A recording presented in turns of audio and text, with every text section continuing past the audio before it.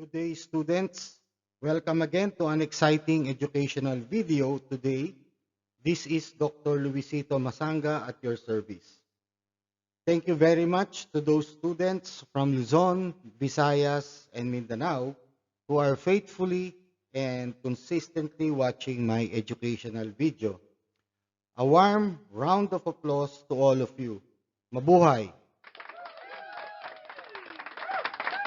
Today, we are going to study the types of pricing strategies.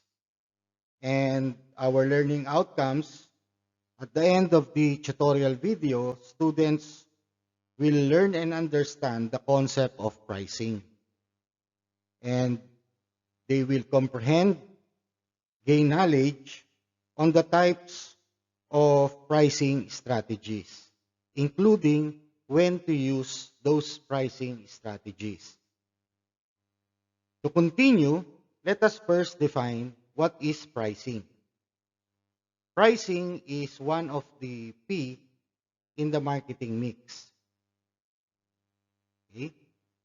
So we have pricing, we have product, we have place, and promotion. So we are going to talk today about pricing. But please ensure that when you talk about your pricing, this is the only P that provides a cash inflow. Okay?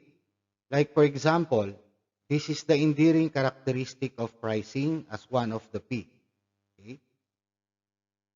Example is, if you create a product, so that is cash outflow.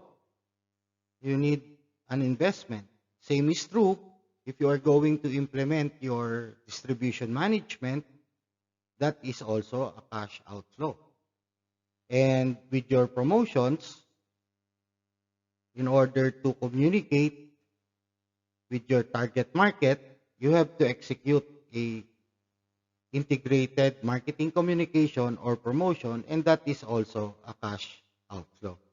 It is only price that provides a cash inflow to the entrepreneur. So pricing is really very important. Actually, all of the P's are important and they work as a gear. No?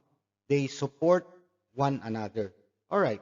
So pricing is a process to determine what manufacturers receive in exchange of product or service. No? So in the market, there is an exchange of the product that is coming from the producer or manufacturer. Okay? So this is the seller and this is the buyer. That is in the market, no? Exchange. So this is the buyer. Okay? The seller provides the product or service to the buyer. In exchange, the buyer is going to provide a monetary value or currency, no? Let's say pesos. Okay.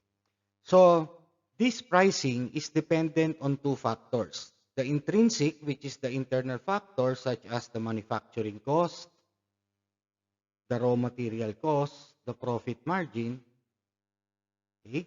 And the external factors, which is the social condition, the consumer behavior, the consumer preferences, the demographics. All right? So moving forward, we go now to the first type of pricing, which is scheming pricing. Okay? This is scheming pricing. Scheming pricing is typically associated with luxury items. And it only works if you have a product or a service that is highly valuable or perceived as highly valuable. Okay? So, when the perception of the consumer is that your product is of high quality, therefore, you can dictate a scheming pricing because your product is valuable. No? Price and quality is associated directly proportional to each other. Okay. So, example of this brand. Rolex, Mercedes-Benz, Lamborghini. No? These are valuable products.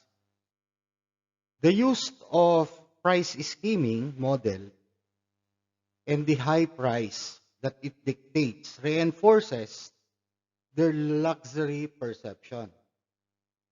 Okay? So in this method of scheming pricing, a new product is introduced in the market with a high price, concentrating on the upper or high level segment of the market who are not price sensitive, and the result is schemed. Okay? The next one is penetration pricing. Okay? Penetration pricing only works if the solution can achieve economies of scale, meaning to say, if there is economies of scale, as you increase your volume of production, your average price tends to go down. That is the economies of scale principle.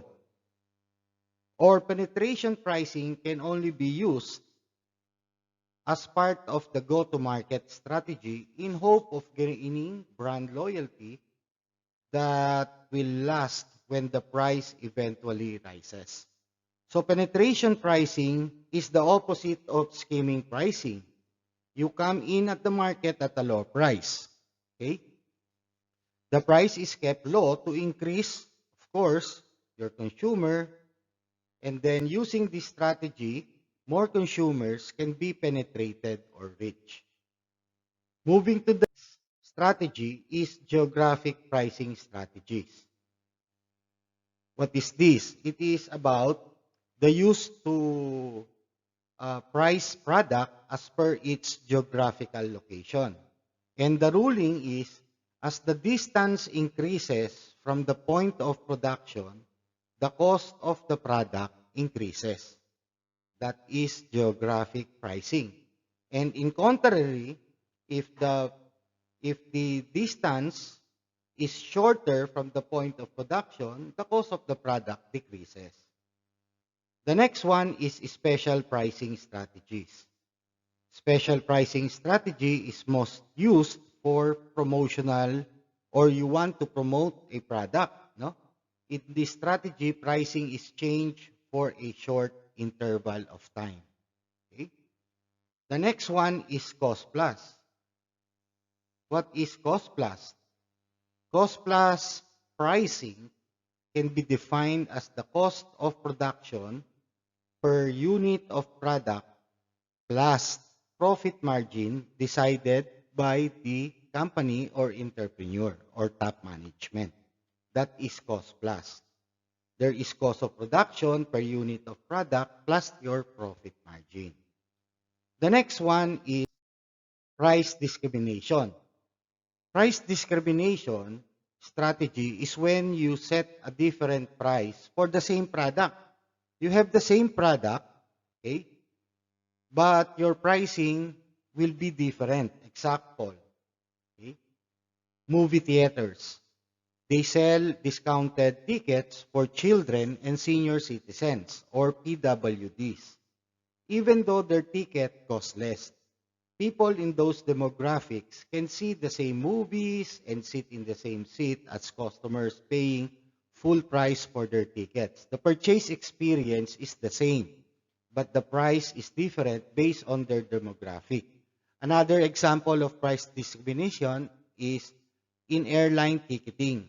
If you buy the ticket at a early time, okay, before departure, the price will be lessened, or you can buy it at a low price rather than getting the ticket, same airline, same flight date, but you purchase it 2 days before, so the price is different. The price increases. That is also price discrimination strategy. Next is value-based pricing. Value-based pricing is a strategy that uses the value customers gain from the product or service as the basis for the cost, no? Ignoring the cost of production. This strategy works well when your product or service is innovative and cannot be easily swapped with an alternative like iPhone. No? Value-based pricing can also be used when your product or service is significantly better than alternatives that can accomplish the same functions.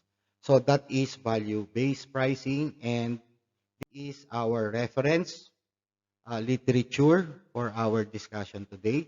Thank you very much for watching, subscribing, and sharing the channel. Keep safe, everyone, till our next engagement.